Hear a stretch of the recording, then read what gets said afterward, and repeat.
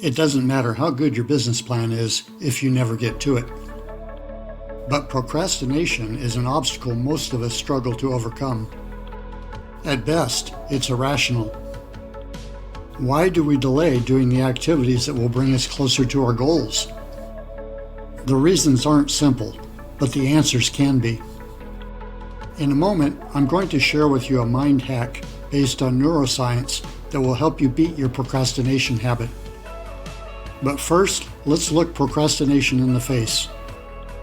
3 of the top reasons we procrastinate. 1. Distractions. 2. Boredom. 3. Slow going. Distractions get our attention because they seem more fun than what we should be working on. The risk is going down a rabbit hole and wasting time. So be aware of the distractions that tempt you. Remove those distractions from your workplace as much as possible. We may also put off doing dull or boring jobs because we don't feel like doing them. We think we need motivation. What we really need is to plan out the steps needed to do the job ahead of time. Then identify an action trigger. The trigger could be the starting time or completion of a previous task. When the trigger occurs, we start working.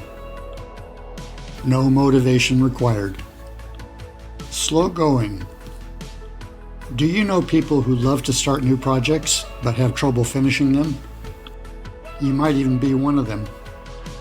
When our brain discovers something new, it releases a small amount of dopamine. That neurotransmitter conditions us to look for a reward. But as the novelty of a task wears off, our brain doesn't feel rewarded anymore. It's no longer fun, and we feel unmotivated. We can counter this tendency using work triggers that don't depend on motivation, same as we did with boring tasks. We can also reward ourselves for each step we take to complete a task. Have a cup of tea, listen to music, or take a walk.